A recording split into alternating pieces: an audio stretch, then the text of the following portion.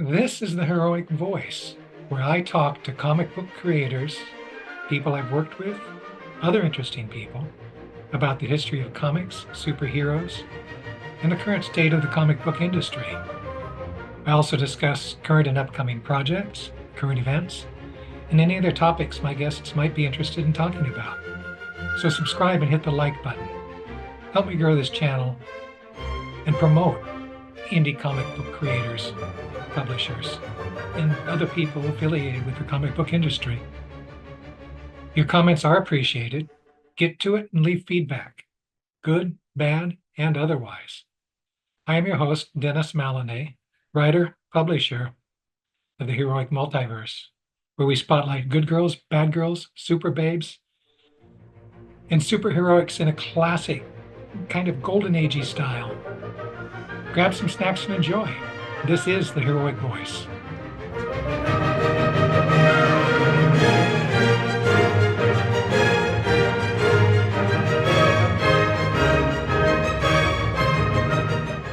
Hi, welcome to the Heroic Voice. I'm here on what is today? November 30th? Goodness. The end of the month, almost December already. I'm here with Ron Harris, semi-retired comic book artist, the creator of Crash Ryan. He's working on Alter Ego, a new Alter Ego story with us.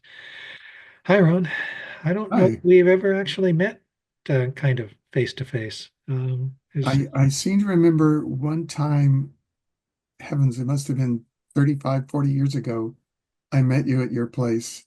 I can't Oh, remember why, but I may be hallucinating. I don't know. I know it's sure I don't remember everything by any means. So, you know, it's it may be that we met at Roy's place when he was in Rancho Palos Verdes. That's a possibility. Yeah, But that's a I possibility. I honestly don't remember.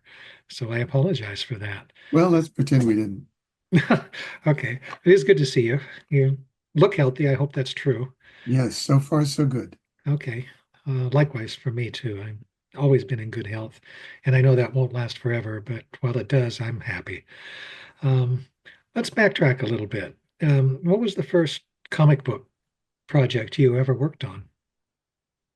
Well, actually, I started working on comics with underground comics in it would be the very early 70s. I mean, like very early, because when I was in college, I was in the San Francisco Bay Area, and I came to know Bob Sidebottom, a guy who ran a famous comic book collector shop called the Comic Collector Shop. Yeah, And Bob and I hit it off, and I hung around at his place a lot. And eventually, I went to work for him part-time doing mail order and stuff. And he concocted the idea of putting together a an underground style, but sort of, I don't know, ground level comic, I guess, with a barbarian theme. So he was less interested in the typical underground fare at the time, and more like comic books. So I, I ended up in doing, I think, three stories for him, and a couple other uh, newcomers also did. Will Munio did a story, and he's has a long career in television animation. Um, Michael Whelan, the science fiction painter, did a story. Um, those were the famous ones, and then there was me and a bunch of other people. But yeah, that was a lot of fun. So I did, yeah, three barbarian stories and a science fiction story, which I later redrew for a first comics collection in Vanguard, I think the name of the book was. Um, that was their and then there was a anthology. long, long period during which nothing happened. Yeah. Are those early comics still available somewhere? Do you remember what the name of the publication was?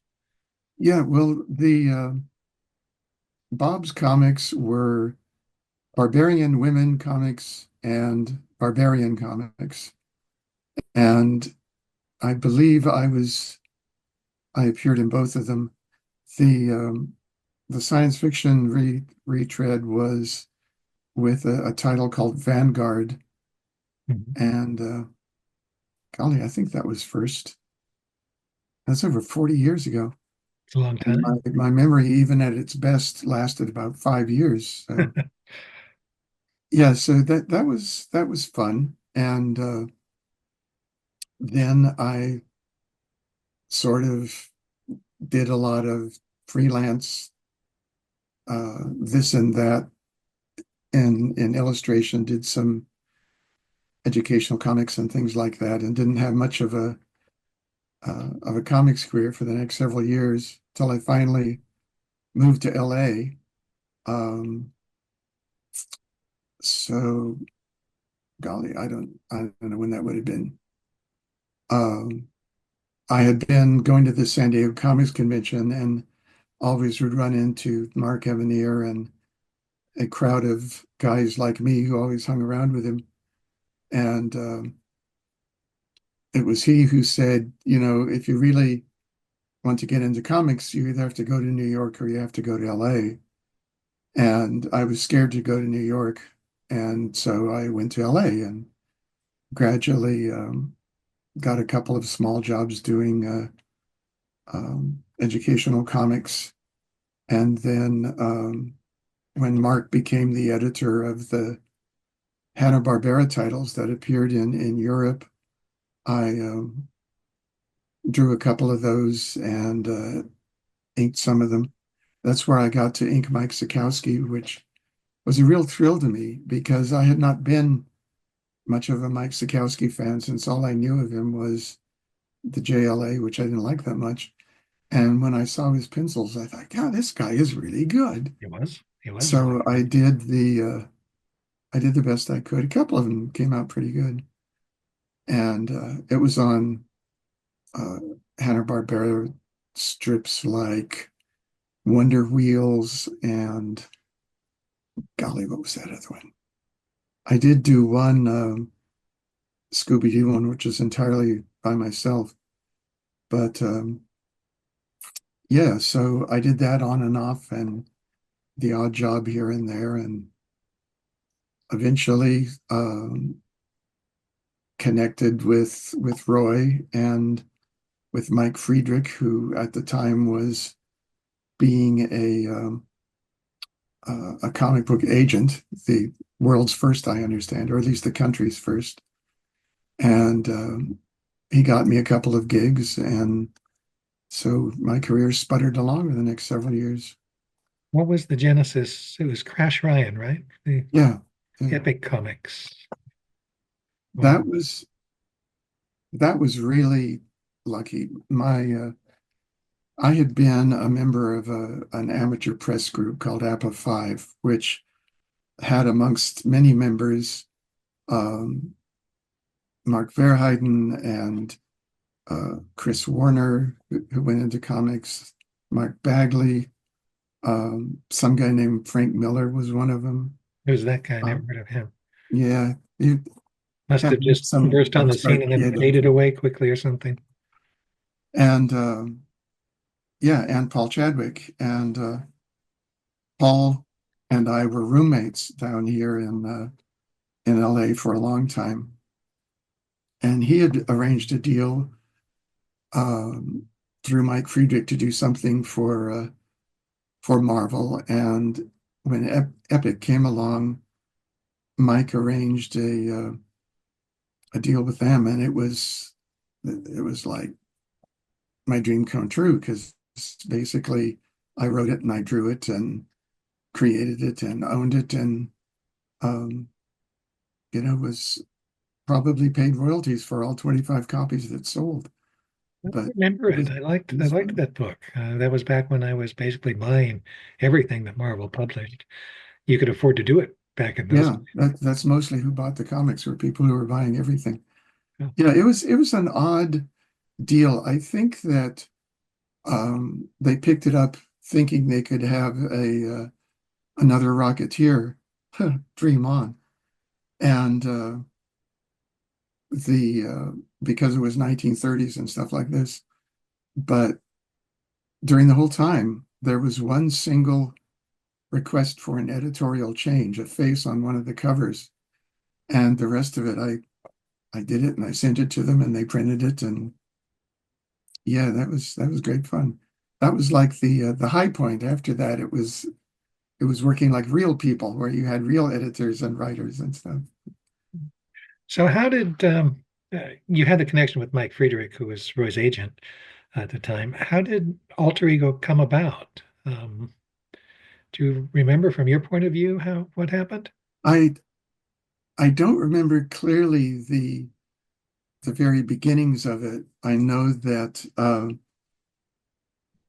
I had done some stuff with Roy, and he had had the idea kicking around, I guess, for a long time.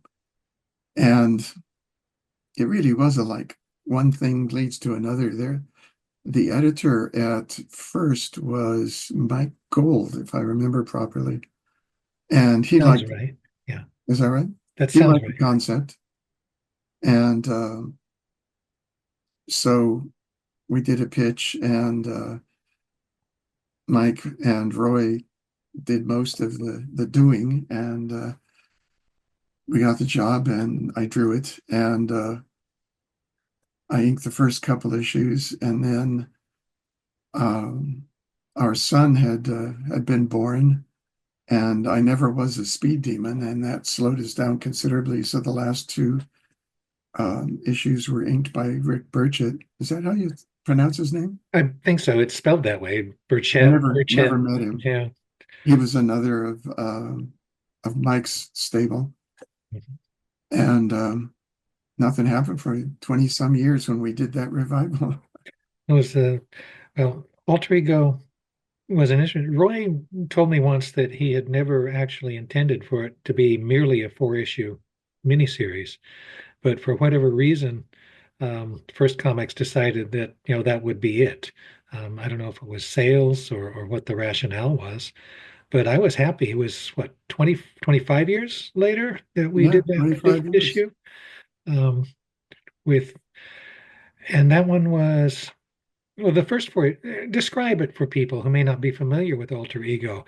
It's kind of in a certain way, the same kind of thing as the original Captain Marvel, where a young boy, you know, finds a mechanism that transforms him into a full-scale superhero. But there was a difference here because, why not?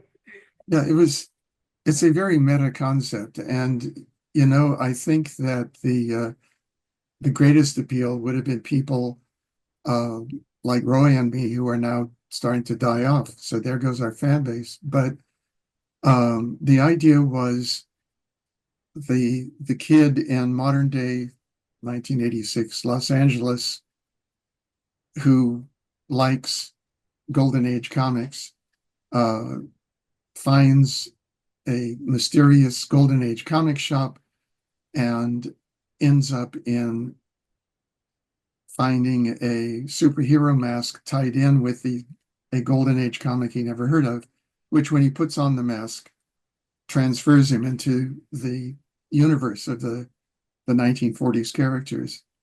And we used uh, thinly disguised versions of 1940s comics characters, a lot of the ones that Roy had actually read when he grew up.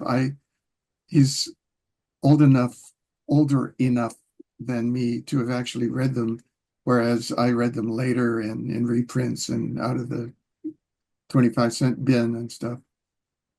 But we had guys in there like, well, the Claw from, golly, Don Rico, I guess, was the guy who created that for You had a Daredevil version of comics. Airboy, you had a version of the original Daredevil. And the Black Phantom. Uh-huh. Um, yeah, the Green Sorceress, that she was fun to draw.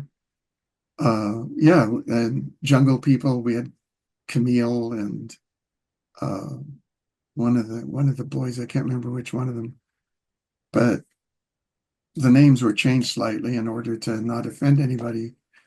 But he gets in the middle of a big mess in this alternate 1940s world, which it was a lot of fun. It was a lot of fun.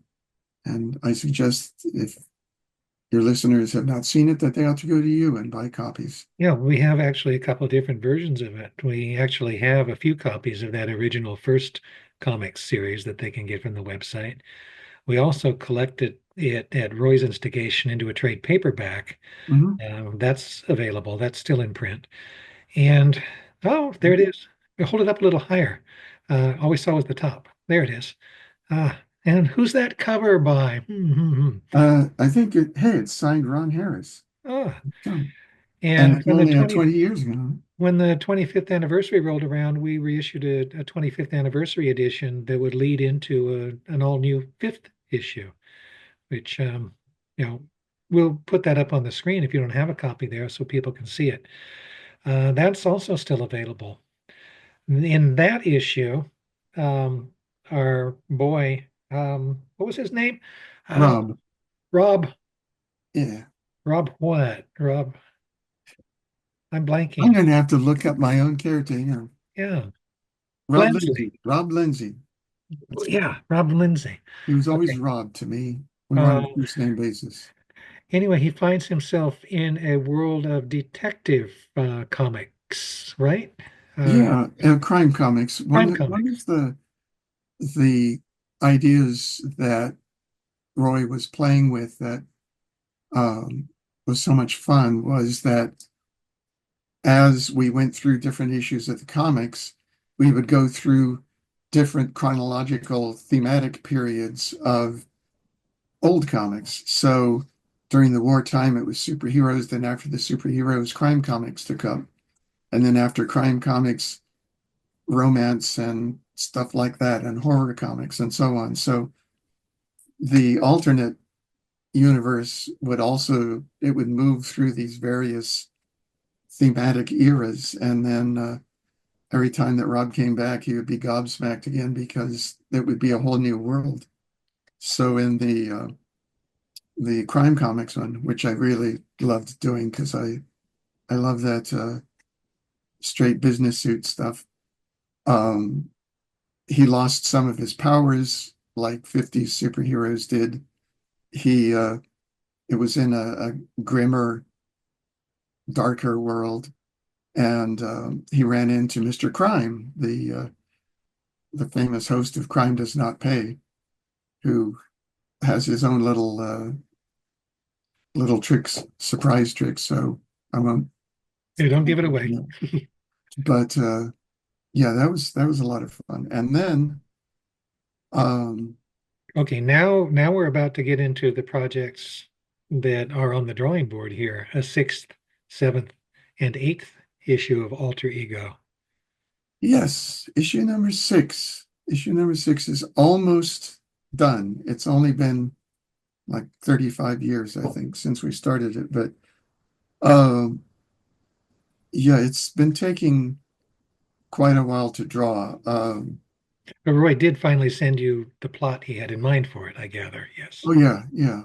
Um, uh, the thing is, I've been while I have been in good health, like I say, for a number of years, I've been having um, difficulties with my drawing hand. It's becoming unsteady, Oh, and it has been a chore to get decent looking artwork. So I finally gave up and surrendered to working digitally, which I then had to learn how to do. And I still haven't completely learned that. What a pain in the ass digital drawing is. But I have a couple of artists who do that. Um, well, nowadays you get started doing it. I'm sure it's automatic, but switching from a real life pen and brush and the way you handle it and the feel and the weight and all of that stuff is entirely gone, and it's a whole different thing. One of the things that I find is um, the it's hard to describe this. The difference in pressure is so much different that what is a light touch with a pen or a brush is a very heavy touch on many digital platforms. So I have to relearn the pressure that I apply to the brush. You can make all kinds of adjustments, but it's been a challenge. But I have it on good authority that the last of the artwork, which is nearly done, will be finished by the end of December, Really? and I'm then it looking will forward. be anybody who All gets. I've seen are the covers, which look good. I'll be looking forward to seeing that interior artwork when your You site's haven't seen finished. any of it? I I'll haven't seen any of it. I'll send you some. Thank you. We'll post it up on the website for people to see. I think I have the page still available, but I think I took it down from the drop down because we weren't seeing anything from you. I will put it back up once I have some artwork. Do me a favor here, and the fans a favor. Describe what issue 6, the one you're about to finish, what world that is, and what's going on. Well, it's a it's a reach for me. It's funny animals, Ah, and when Rob gets to the alternate world, he's helping out a town full of terrified funny animals who are both protected by and attacked by some of the funny animal superheroes that popped around in the early and mid 1950s comics. Atomic Rabbit. Yes, rabbits were big, dogs, cats, of course, and that's to tell the truth, that's most of them because very few main characters were, at least ones who were superheroes, were anything but dogs, cats, and rabbits, like Captain Marvel Bunny. But we've taken a bunch of real life superhero cartoon characters from that period whom you've never heard of. No one has ever heard of them. And divided them up. Some are on the good guys and some are with the bad guys. Which And side the is Atomic Mouse on? Atomic Mouse is on the good side. Good. You I know, liked Atomic Mouse. there were a ton of atomic characters. Yeah. You know, there were Atomic Mouse and Atomic Cat and all these crazies. When you look back at it, really, other than the mainline funny animal comics, which would be the Dell stuff, which was terrific, and Charlton. some of the ACG stuff, Uh-huh. most of it was pretty unimaginative. Some of the drawing was beautiful, no question. A lot of guys went on to hit it big in movies, guys like Ken Hultgren. Uh, However, the stories were really kind of lame, and so the superhero characters were pretty generic and all had basically the same powers. They just happened to look different. But we've worked around that. That's So, cool. and then as you know from the cover, it's introducing a definitely non-cat dog character, the skunk bear, the a enigmatic hero villain who may be recognizable as a cousin of an existing character. But yeah, it's kind of fun. It's it's been a longer slog than I would have liked, but now that I'm being able to draw again and have a uh, decent turnout, I think everybody will like it. Moving along. We have a cover for issue number 7, which people will be able to see shortly on the website again. What world does our pal Rob enter into in issue number 7?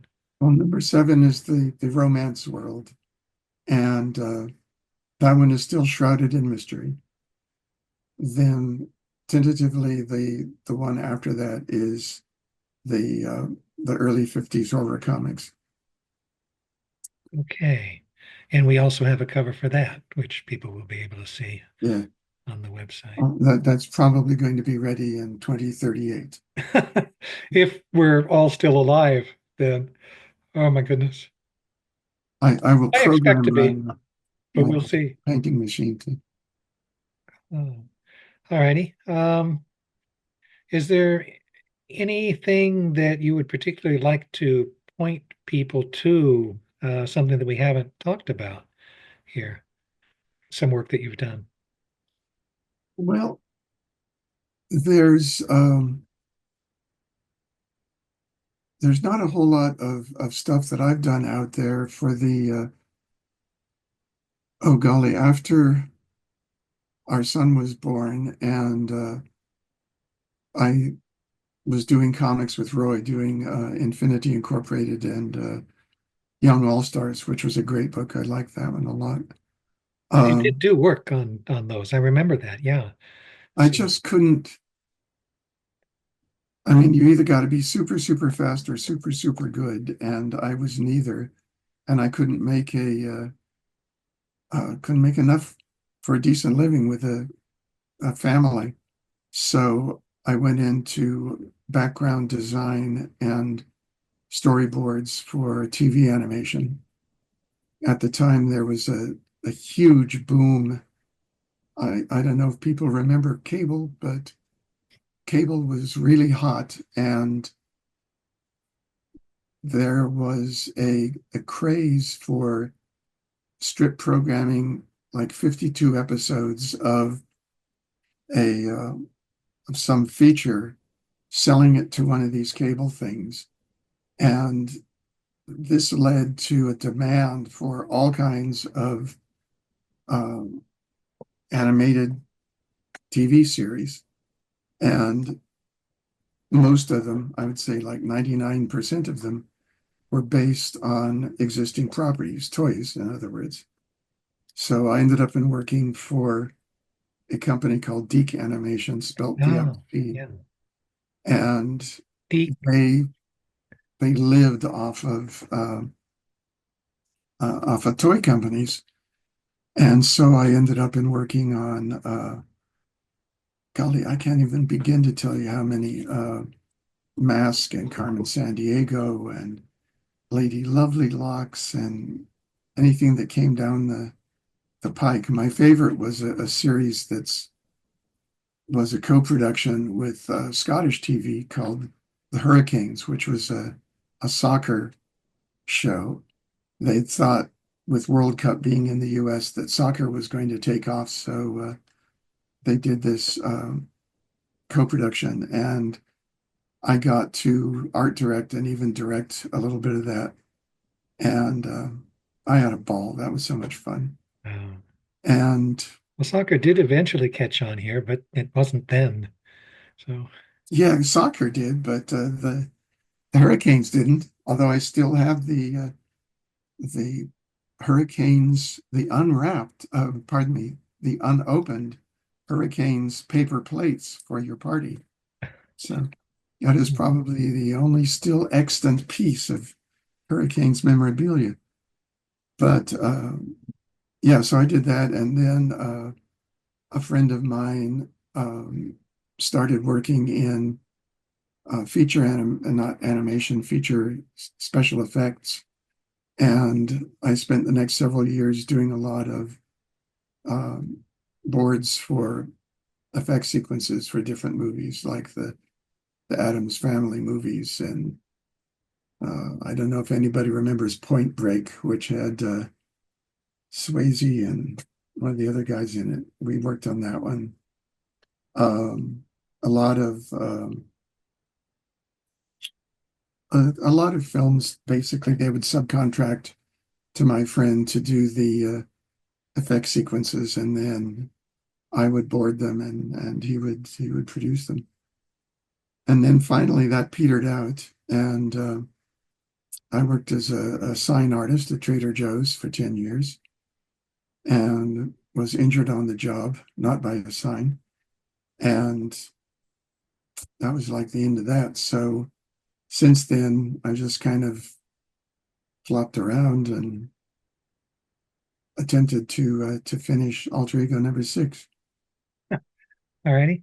Social media, do you maintain a presence on there? Is there a place people can go to No, see what you're I up to? don't know. I don't know how these guys do it, how they manage to produce something every single day or every other day. And um, I did for a while. I had a blog back when blogs were the thing, um, called Words and Pictures. But what I always wanted to do was to do articles, basically, and I couldn't keep up any kind of a schedule. It was a lot of work. Um, I would like to point everybody, though neither of us will get a penny out of it, to a website which is run out of Britain called Comic Book Plus. And it's a site which specializes in public domain comics, mostly from America and the UK, but also um, some other European countries. And everything's free. It's all public domain stuff.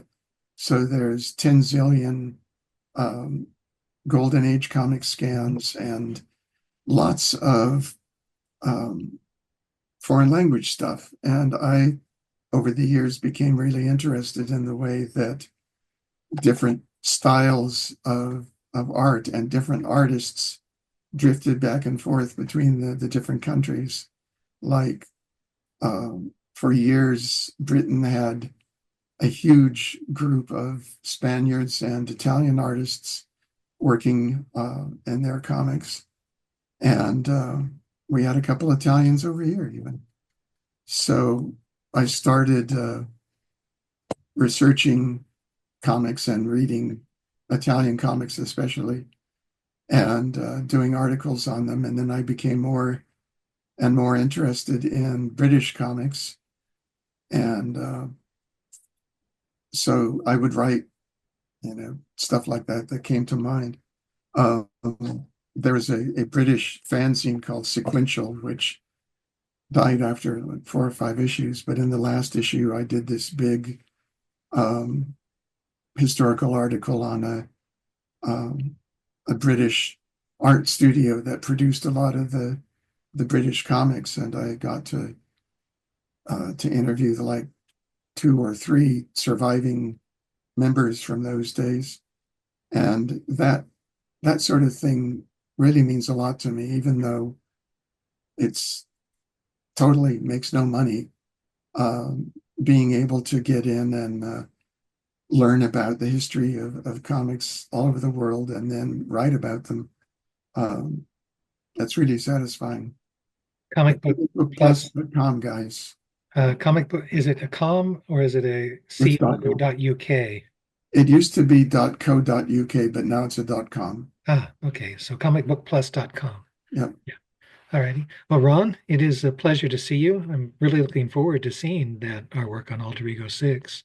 And I hope it doesn't take us another 12 years to get, through issue number 8. And yeah, we'll have to see what happens. The old hand is still working. All righty. Yeah, I'll send you a couple pages. Give my regards to your family. I assume that the little boy is no longer a baby.